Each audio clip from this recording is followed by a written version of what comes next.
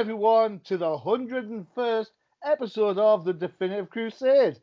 As always, I am your host, Johnny the Machine Hughes, and joining me from across the big pond to my favourite people in the whole wide world, Freyja. How's it going? It's going fantastic. All right, okay. I might have a little bit of a surprise for you later. Just saying, no spoilers. Oh, yay. Yay! And Josh. How's it going? I feel special that I'm one of your favorites. I mean, Freyja is ahead of me on that list, I know. But she may get a bigger leap once you actually get cheesecake from her. That's not going to happen. Damn! So, I'm here with one of my favorite people, and Freyja. Cold in jolly old England, I tell you that. Okay, so a bit of a heads up for the listeners. This show normally talks about books that have come out on the day of release. Due to some things that DC are going through at the moment, and they're putting a lot of effort in their digital process, we are going to be talking about books that are already in the stores. So so we can be all spoilers. It's great. We can tell you exactly what happens. Great. Don't know how long that's going to last for. Till DC kind of put themselves back in order and we get the books on time. That's on them. So hopefully you'll still enjoy the show. Let's go through four of the best books. Well, maybe not four best books. 4 books at least. Yes, four bucks. That you can get your hands on, whether you're doing it online, whether you're doing curbside pickup, or whether your store is totally open and doing whatever. Just so you guys know, to make things worse for me, the UK is a week late in shipping. So all books that come out this Wednesday or today, when this show airs, I won't get a physical copy till the following week. That's if my store's open. So by the time I'm finished, I'm going to have a pile like that to pick up. Cool. So what you're saying is, by the time you get your books, you will have shaved your beard and it will have grown back. Yeah. By the time you get your books. Okay. Pretty much. Okay. Don't shave your beard. Yeah. Don't do it. Don't do it. Don't do that. Right. Okay. So after a while, we're back to books. So Freyja, still one of my favorite people, even though I've got no cheesecake, and that's not going to happen anytime soon, unless I go stateside. So we'll start with Freyja's choice first, and it's Aquaman number 59, written by Kelly Sue DeConnick, art by Robson Roca, inks by Daniel Henriquez, colors by Romulo Fajardo Jr., letters by the incomparable Clayton Cowles, and just for fun, there's a fantastic, gorgeous cover by Stepan Sic of Sunstone fame. All right. Freyja, this is your book. Take it away. All right. So it's been a while since I picked up an Aquaman book, and just honestly any comic for a while. So I don't really know what's going on, but I picked up. I'm glad you said that. I looked at it, and that was when I first come out. I was like, what's going on here? But never mind. Carry on. Yeah, so it's a lot of things. Mera is now going to be marrying Aquaman's friends for reasons I don't understand. I think this goes back a few issues. Isn't it a case that she is the queen and has to marry someone who then becomes king? Because isn't Atlantis a patriarchal, not a matriarchal society? So therefore, she can't rule alone, though a king could, which is bonkers. And of course, Aquaman has kind of been ostracized from Atlantis for a while now, so he's no longer like a resident. He's not even a king wannabe. He's just kind of one of the citizens. So that's kind of the reason why Mera has to get married to someone. So. Yeah, and they have now officially given him the Jason Momoa tattoos on his arm. I'm so happy about that. Yeah, well, I like tattoos, so it's nice seeing a tatted up superhero.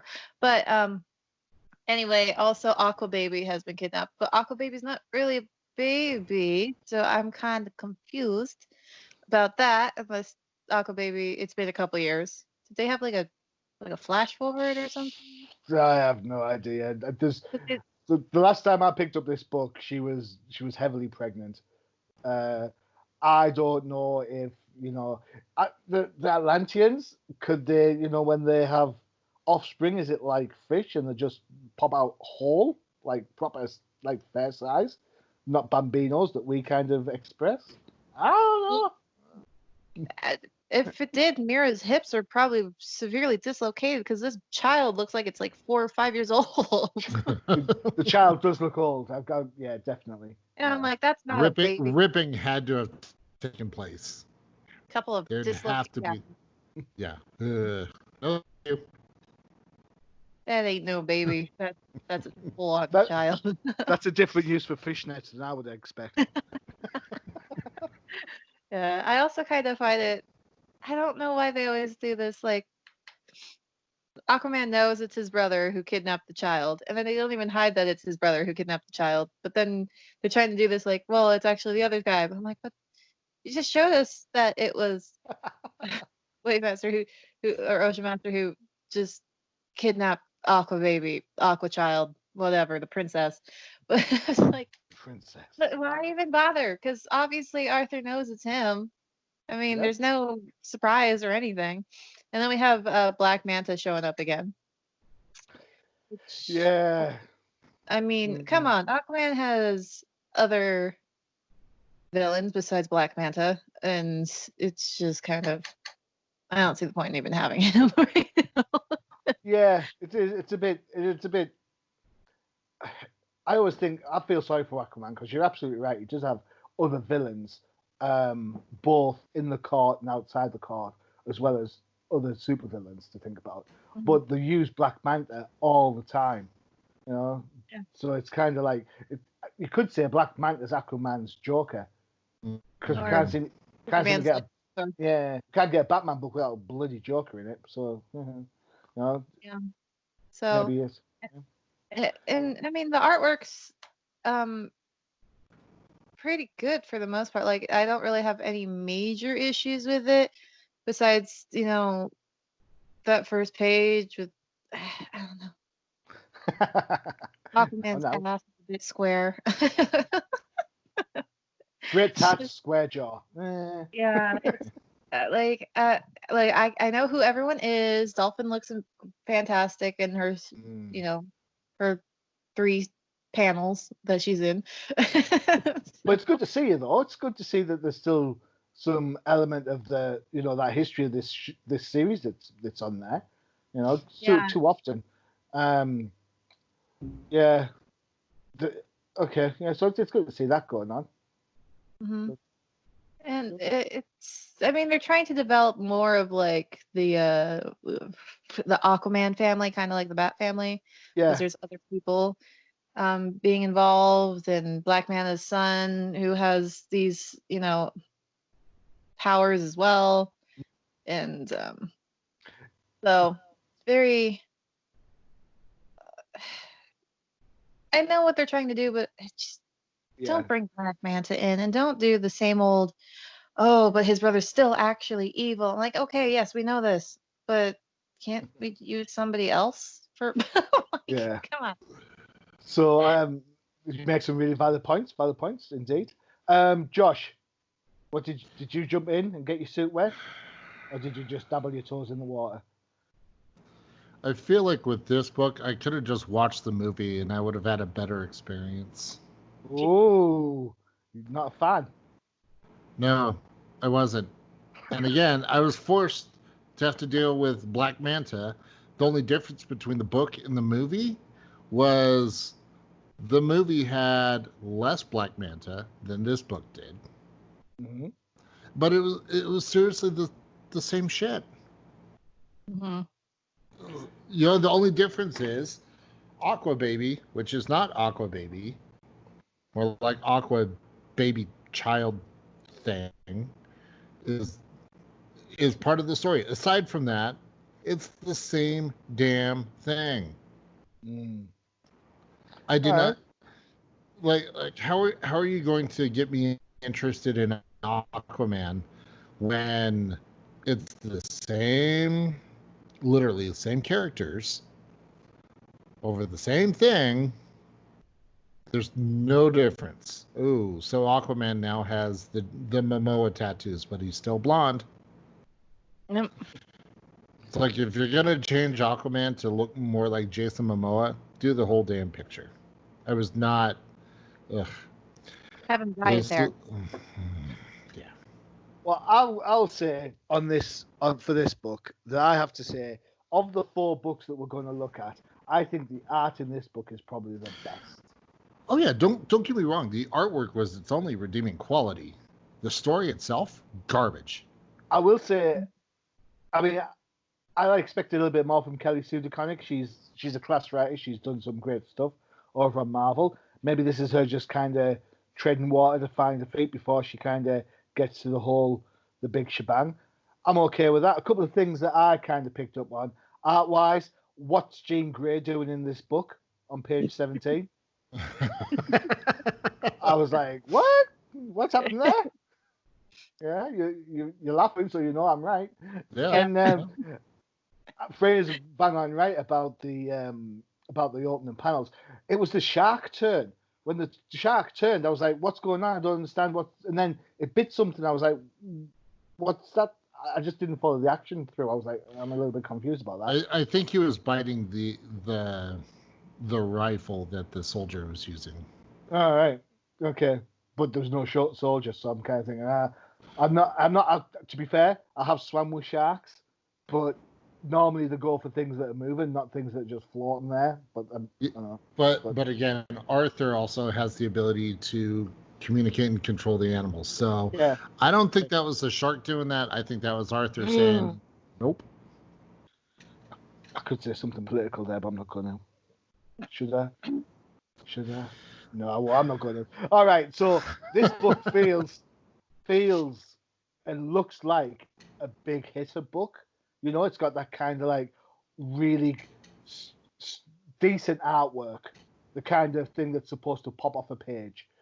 You know, it's not one of those kind of B-list books that the art kind of is hit and miss. I just wish it read better. Mm-hmm. But I think it's definitely, it's an upturn for Aquaman. You know, so I thought this, and this is the surprise. This is the surprise for you, Freyja.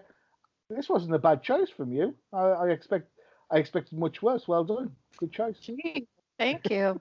I actually almost a different book, but I kind of decided that since it's our first actual book episode in a while, I wouldn't do you. Cool.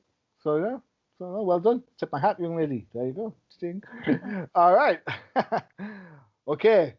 Enough of the pleasantries. We're now jumping across the multiverse to He-Man and the Masters of the Multiverse. Number 6 of 6. Yes, that's it. It's the final issue. Thank God, some people would say. Mm-hmm. This is written by Tom Selly, art by Tom Derenick, colors by Matt Yaki. That's, if I've said your name wrong, I'm sorry. The colors aren't Yaki. It's fine. Letters by Sandra Tomafonte. Josh, you have the power, it seems. This was your call, so take it away, dude. Yeah, for that power, I probably should have gone with the Batman Beyond. Yes, you should have. I was impressed that you managed to move away from the Batman Beyond fetish, even though I read that book and it was pretty all right, actually. I really enjoyed the Batman Beyond book a lot more than He-Man. I'm sorry. This book, I don't understand why. I mean, yeah, I understand why, because you've talked about it previously, but this book, man. So, I honestly did not know what I was getting myself into when I started reading the book. This was just is weird, the appropriate and nice way to describe it. It was like let's throw in every iteration of He-Man that we can come up with into this book and see what happens. I mean, the artwork was there's moments when the artwork was spot on, and others it was just wonky as hell. I almost thought I was reading a Green Lantern book. I almost thought I was reading a Rob Liefeld book. I thought there was a guest panel on there. Page 6, when the guy's shouting "Justice for all," he's got his big arms and everything, and his head's like teeny tiny. I was like, "What's going on there?" Well, yeah, this really did seem like it was just let's take everything in the He-Man universe that we can and pile it all in together into 20 some odd pages. And the annoying thing is, it's not. We didn't even get a true Skeletor. The annoying thing is, it's not just 22 pages. It's 6 lots of 22 pages. This thing lasts for 6 issues. Ugh. Yeah, I don't know. It was one of those. I was like, let's give it a shot. I hadn't read the others. Let's see. And I instantly regretted my decision. Good. I mean, like I said, there were a few panels that were cool to see, but aside from that, I should have gone with Batman Beyond. Yes, you should have. That book was so much better. Yes, so much better. Even though, Dick's Bruce issues are all throughout that book. What are you going to do? It's Dick. So, I mean, at the end of the day, he's always going to have those issues. The annoying thing about the Dick issues in Batman Beyond, I think it detracts from the Terry and Bruce, which is what that book should be about. The book should be about Terry and Bruce. It should. Yeah, but whilst I get that they have to put in like some of the older characters in there just to give it some resonance and some history, if I was buying a Batman Beyond book, I would not want to see a reiteration of Bruce versus Dick. I want to see Bruce and Terry. That's why I'm buying the Batman Beyond book. I'm a fan of Eliana though. Yeah. But you can have. I think she's a great addition. Agreed. She's a great addition. She's better than Terry's little brother. Holy shit. I can just. It's fine. I'm all right with that, actually. All right. Freyja, take your pick. Do you want to talk about Batman Beyond or do you want to talk about He-Man? Neither. Okay, so let's do He-Man then. Well, Stay on point, baby. Just freaking He-Man. It's like the whole thing was word vomit. It was super wordy the entire time. Like, I feel like there was more speech bubbles in paragraph form on every single page than anything else. Like, I feel like it was more like a novel. Yeah, I agree with you on that one. The one plus though, we didn't get the crazy font that we would get, say, what they would do in a Thor book. We didn't get that here. Yeah. So none of the crazy lettering. Yeah, well, positive, I guess. I'm trying here. Yeah, well, I did. Speaking of positive, I'm trying to think of something. Annoyingly chipper He-Man. That is the positive.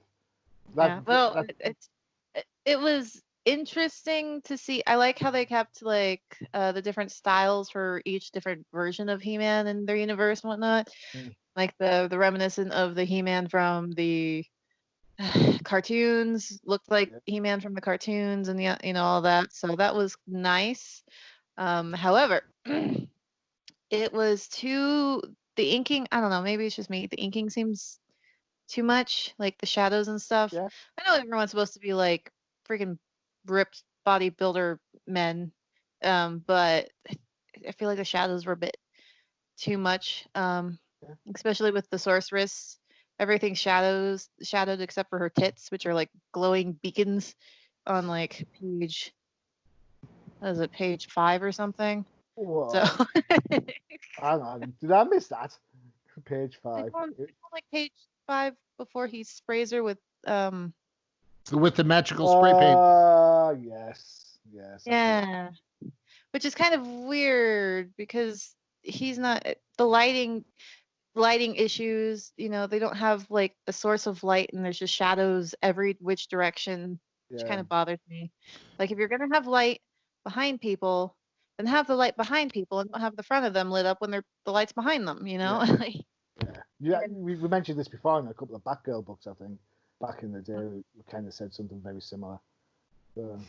I think you make a valid point, absolutely valid point. I think you guys know that I doodle just for fun, and one of the hardest things I find that once I've got my image down is I have to work out where the light source is and then where the shadow that comes on thereafter. And I'm just doodling for fun. I don't get paid for this sort of crazy thinking. I'd like to think paid artists put some thought into it. Oh, yeah. I just like that now every He-Man book, if I pick it up from here on out, I will always remember Beacon Tits. Thanks, Freyja. You're welcome.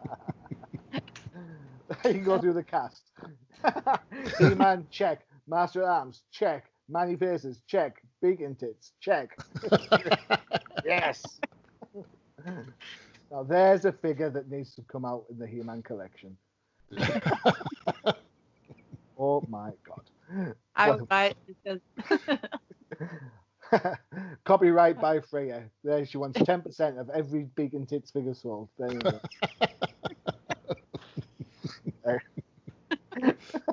Wow. Right. That just happened. So we've got dodgy use of fish nets and Beacon Tits. What more can go wrong with this? Right, okay, so He-Man.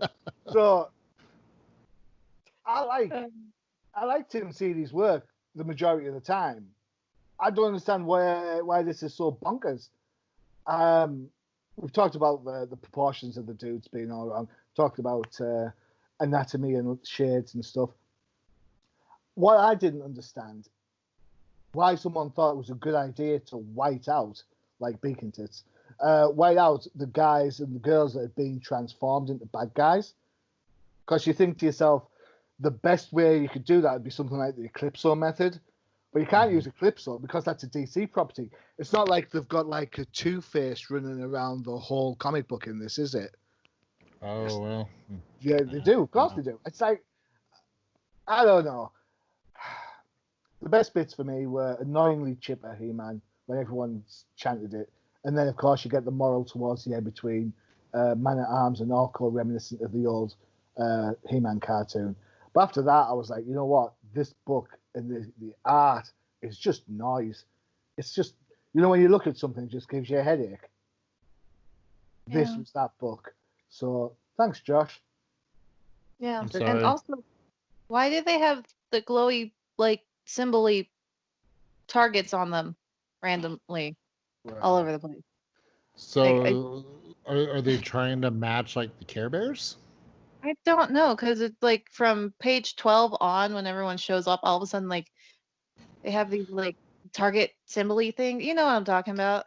Yeah. I'm looking at it right now. You know what? Maybe they're paying homage to the Battle Damage figures from the 80s, where, like, the chest would, like, flip. I would like to think that it's some sort of inherent element of the power that they're always banging on about. It's so like they're pulling a Green Lantern moment. I don't know. To be fair, I read this book this morning, and I noticed the things that Frey is talking about, but I'm not sure it's explained enough because to me it's just a bonus book. And you know what? I'm okay if they don't explain it, because then we're not more. Yeah. So I'm good. Hard pass. And the history of the bright chests. Hashtag Beacon Tits.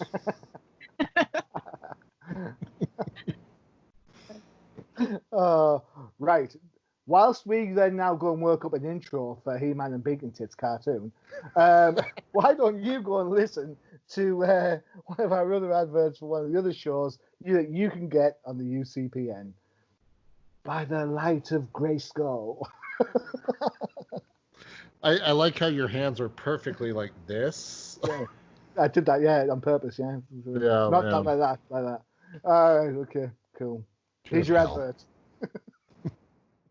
One would think that for all the different podcasts that Undercover Capes has, at some point you would hear from the elusive audio guy. Well, lo and behold, it is I, the audio guy, here to tell you that we have a plethora of podcasts to tickle your fancy, from K-pop cosmos to sloppy spoilers, Flipside Focus to the Capes. Check out all of our podcasts on all of your favorite platforms and at undercovercapes.com. Welcome back to this episode of the Definitive Crusade. Josh and Freyja are here with me, the Machine Hughes, as we're going through this week's books for you to have a look and listen to. We've already covered off Aquaman and He-Man and the Masters of the Multiverse. So, on to the next, it seems, cross-generational book that DC are trying to put out there. All right? So, we've already had the film tie-in with Harley Quinn and the Birds of Prey. We've yet to get the Birds of Prey Black Label book that's due out this week. In between, you get this digital first, Birds of Prey, Sirens of Justice, written by Gail Simone, with art by Inaka Miranda, colours by John Cleese, and letters by Travis Lanham. Who would like to start us off on this one? Do I have to pick someone? I think Frey. Oh, if you want to, I was gonna say Freyja. You're gonna throw Freyja under the bus. I will be chucked under the bus and backed up over. So, The front of the bus was He-Man. Now we're backing it up with Birds of Prey. All right, there we go. So, yeah. Positive thing. It's I like digital first, so you don't have to buy the book. I like the colors. John Cleese, stand up. You're the hero of the book. Woo! Go, John. Woo! Poison Ivy looks nice. When she like pops through the door with all the vines and stuff coming out of her, I do like her design mostly. And yeah, okay. So now with positive things done, I freaking hate this book.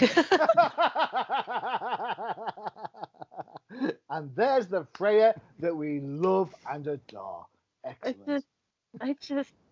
Here's the thing. I don't like Harley Quinn. I don't know why she's essentially female Joker and everything now. We can't have a freaking Bat book without Harley Quinn popping up everywhere. I have a theory on that I think you may actually agree with.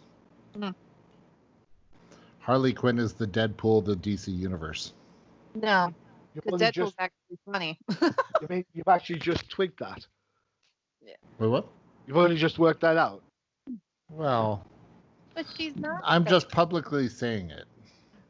Here's the thing, though. Deadpool is actually funny and makes sense. She is just stupid, and I hate seeing her in everything.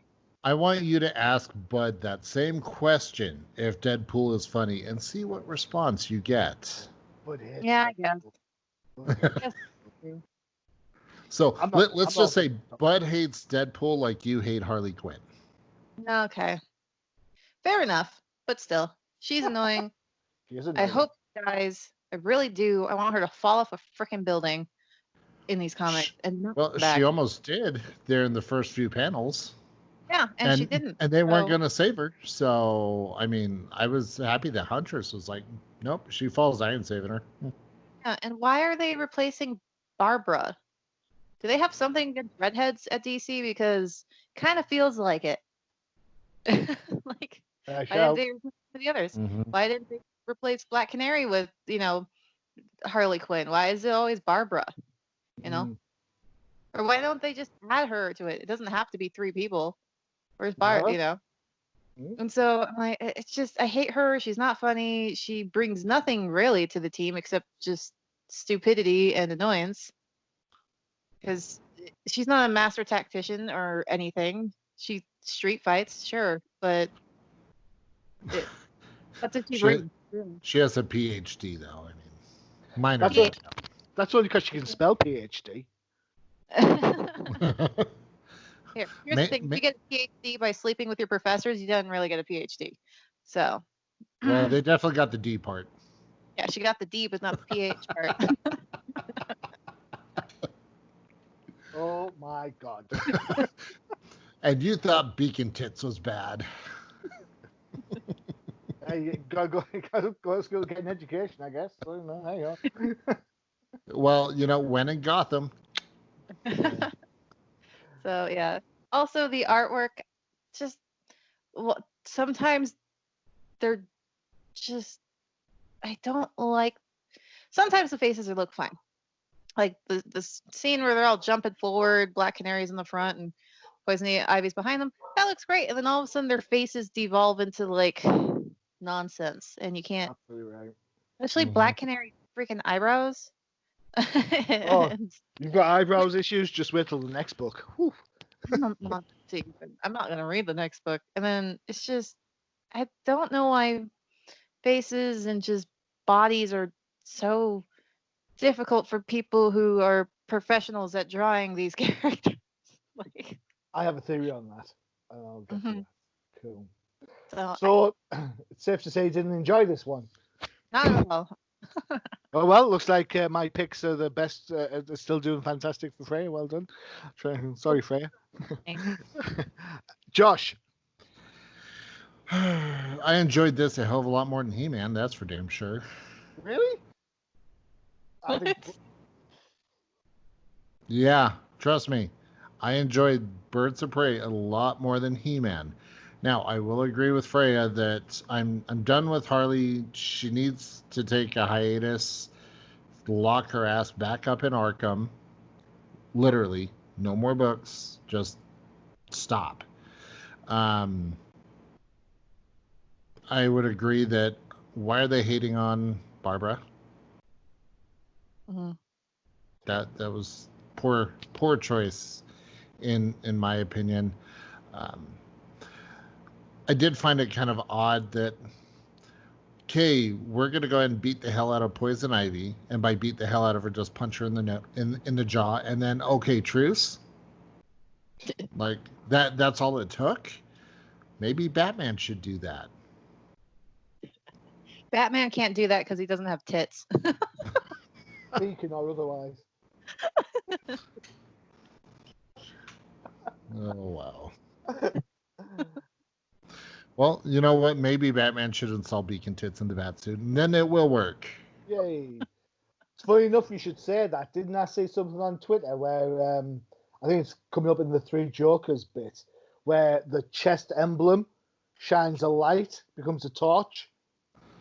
I'm sure I've seen that in Twitter over the last couple of weeks. So, hey, you might get your wish. There you go. Beacon back tits.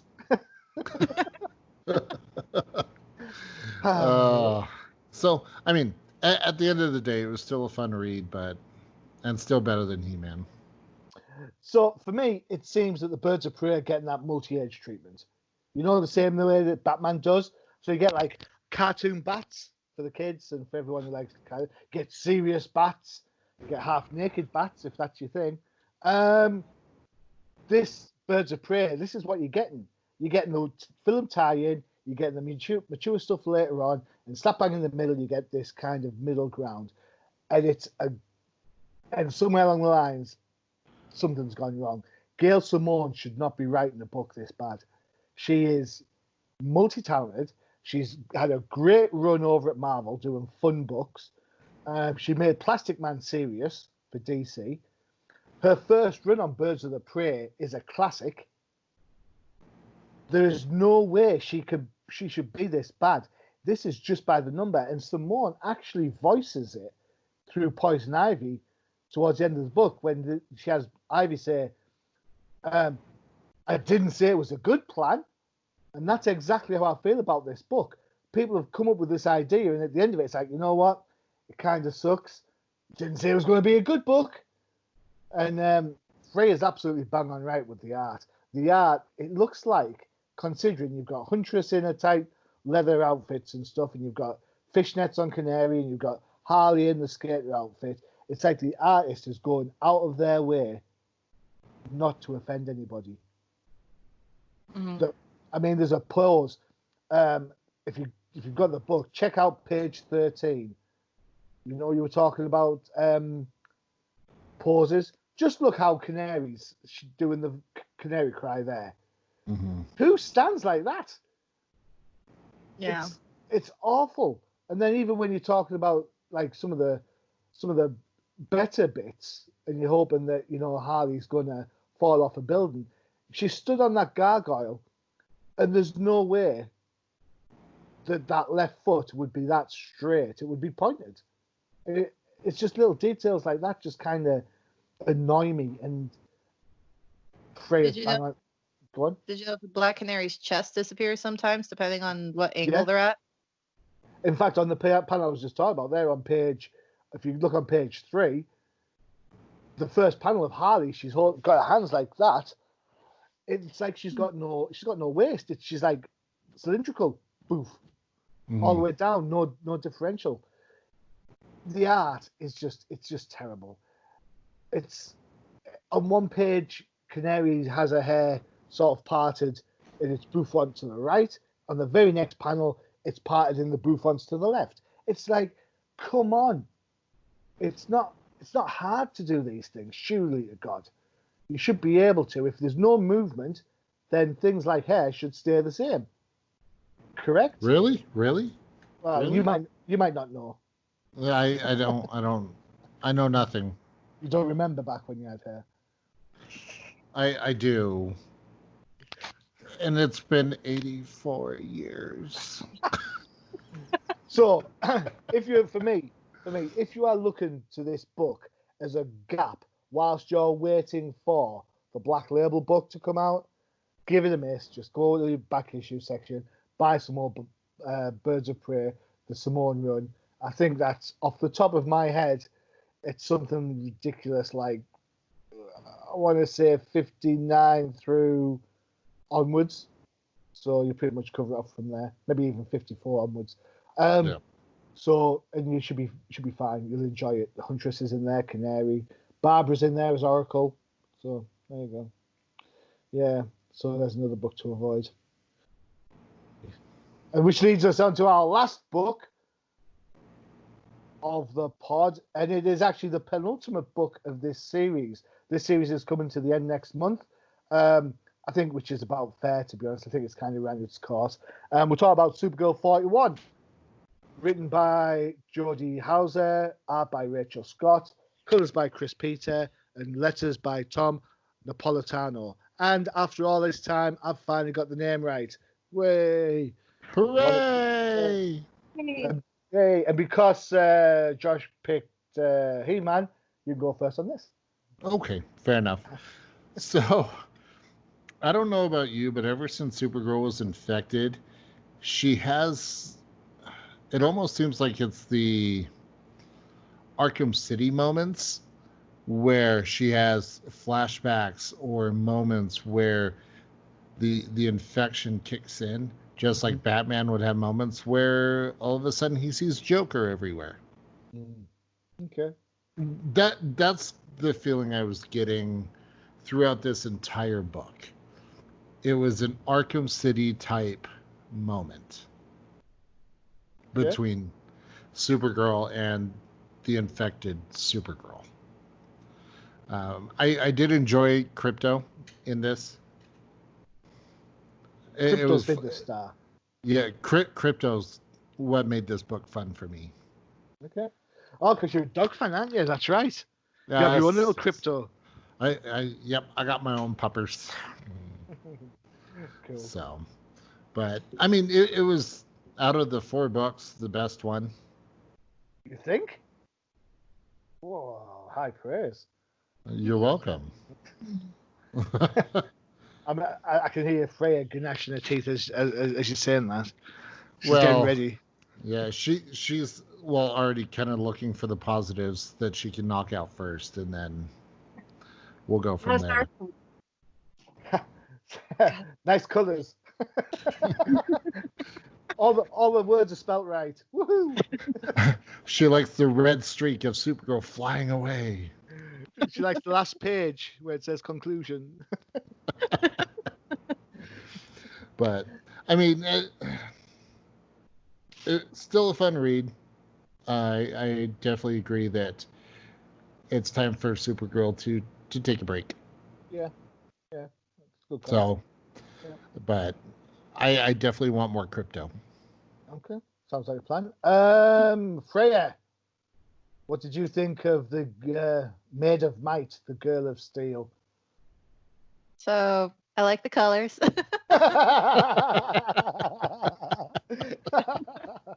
The words were spelt right. Woo. All right.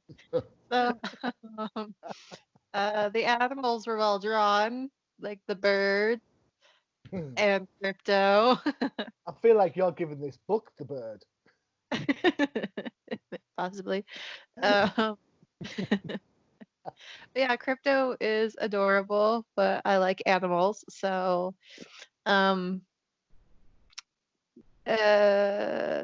okay. Other than that, why do the superheroes always go shopping? And could she have been kind of less of a douchebag and actually set the cash down instead of just chucked it at the poor woman who now has to wander around and pick up the cash? Sorry. She was socially distancing. Oh, BS. Yeah, and it's just the artwork. I have a thing for faces. Like if you can't, the faces were bad. There's also some scenes where like I don't even know why, but one of her feet in like page 2, her right leg just is devoid of all just anything. It's just a red square. Page 2, look for the red square. Yeah, when she's flying, you get the back angle, and then it's just like, oh look, hey, it's her foot. It's a square, but the other one has. Oh yeah, look at that. And it bothers me. I don't know. And then I'm getting freaking X-Men flashbacks with the robots, the Sentinels. Yeah. Also, her eyebrows on the just through the entire thing, her eyebrows bothered me. Her entire face bothered me the entire time, except for the one that's like looking at her in the reflection, the evil version of her. And I don't, because her facial structure changes like constantly. Because sometimes she has the jaw that can cut stone, and sometimes she's more round, and then her stone jaw comes back. It's just ridiculous. And then she has a massive forehead, and her lips are bigger than her eyes, and I didn't like. And then she has the witch nose on page freaking what is this page? I don't even know what page it is. It's when she has all the groceries and she sees page 17, because all of a sudden her nose like hooks down. Yeah. And it's long. And then she looks like a 45-year-old woman on the very next page on the panel when she's talking to the late girl. Like it's just it's like they couldn't figure out what her face is supposed to look like, so then they just kept switching it up constantly. The only good shot was when she's turned away and you don't even see her face. So what you said is she's got two faces. She sits on the best one. Is that right? Yeah. And also the army person, who is that, general, whatever. I thought that was a dude. Yeah. I still think, man, I don't. Is that just supposed to be an old woman, or is that a guy? I don't know who that is. Do you know? Let me just. Page 14. I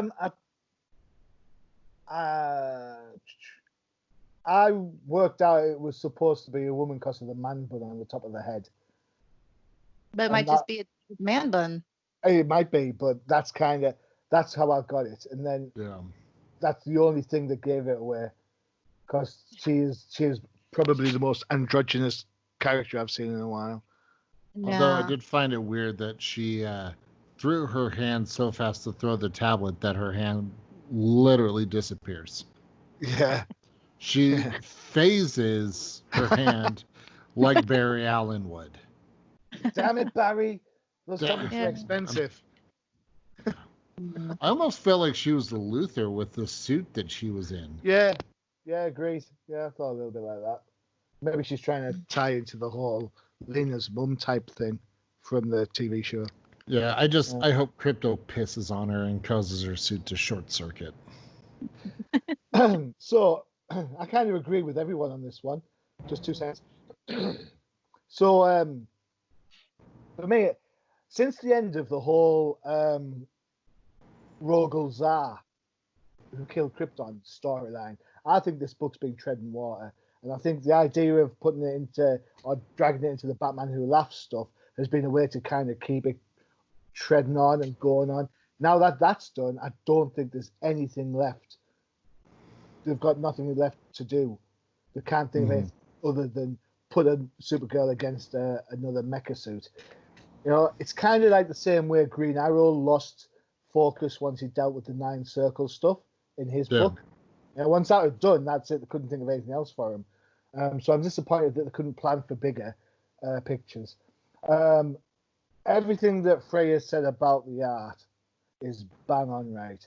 The book's supposed to be breezy. I get that, mainly because it's going to be appealing to people who are watching the TV show. But Freyja's right. The eyebrows wonky. Her boobs are huge in this. And I know there's the whole Power Girl thing. I get that. But this isn't Power Girl. It's Supergirl. She's not supposed to be as well developed. The faces are so bad at one panel, her eyes aren't even on the same level. Yeah. It's her nose. It goes from being curvy to being Roman to back being curvy again. Make your choice. I don't particularly care if it's a straight nose or a curvy nose. I'm not that anally retentive about noses. But as they say, pick one. Just stick with it. You know, it's the consistency. Every time there's an inconsistent, it spoils the flow of the comic. It takes you out of that moment of that enjoyment. And yeah, we all know superheroes aren't real and they do all this blah blah. But we want to feel it for that 20 minutes or however long it takes you to read the damn thing. You know, you want to feel like you're part of it. And inconsistencies like this are just absolutely annoying. Well, I think it distracts you from the story itself, because all of a sudden you're reading what she's saying, and then next thing you know, you're like, oh my God, her eyes and nose, what the yeah, absolutely. And you know, when I looked at that Freyja, you know, you mentioned about her left foot being a square. I didn't notice it the first time, but when I've looked at it again, her right fist is very similar to that shape. So I'm wondering, when the artist was drawing the picture, did they think, oh, that could be an arm trailing behind? I don't know what's going on with it, but you're absolutely right to point it out. Absolutely. Yeah. Right. Well, she's very flat-footed the entire book. Like if you look at her feet, they look like they've been run over and squished. So did they have Rob Liefeld guest star in the book and just drawing the feet? Because he just wouldn't. He wouldn't do the feet, would he? But the one thing I did like about the book, and as much as I hate to say this, because I absolutely hate the Batman Who Laughs, Judge Death, sorry, I should say. I like the fact that they're still nodding back to it, because it actually did happen. So many times these things happen, and it's like just go along with the flow. So I get Josh's point that it is a bit Arkham City, Arkham Knight, where they're getting tainted by the poison or seeing the character again. But I do like the fact that there's a repercussion to it rather than just gone. So yeah. For me, this is probably the second best book out of the show. I thought the Aquaman book was better just for the art, because the Aquaman book looks solid. I've got to be honest. I'm going to be sorry to see Supergirl go. I think there should be a place for Supergirl in the DC universe. The only thing that DC could do to make this better would be if they bring back Power Girl, Mm-hmm. and then you'll be getting some beacons.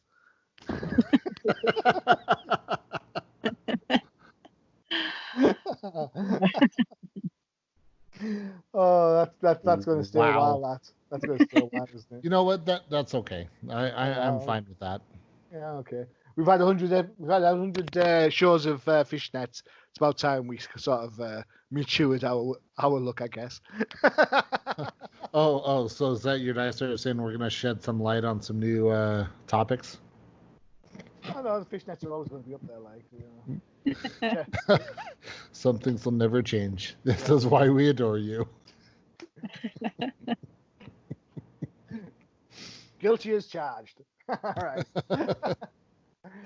All right. Okay. So that's it for this week. That's your 4 books. Go check them out.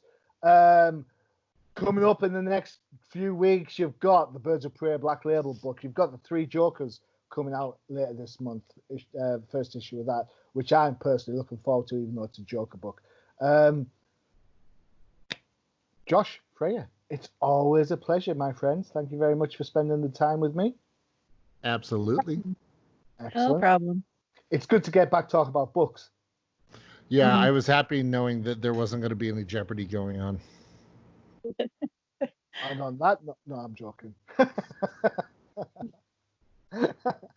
No, yeah, I'm glad there's no Jeopardy, to be honest. Mm-hmm. All right, on that note, then, all that's left for me to say is don't forget to check out the UCPN for all your favorite shows, including Freyja. K-pop Cosmos. There We you talk go. all pop. Yeah. Josh, Flipside Focus. okay, which talks about Uh-oh. Captain Kidd in the indie comic world. You okay there? Yeah. Hashtag not COVID. hashtag Dr. Pepper went down the wrong way. Yes. And of course, No Price Podcast for all your Marvel goodies. All right. So all that's left is me to say, join the machine, Hughes. As always, adios.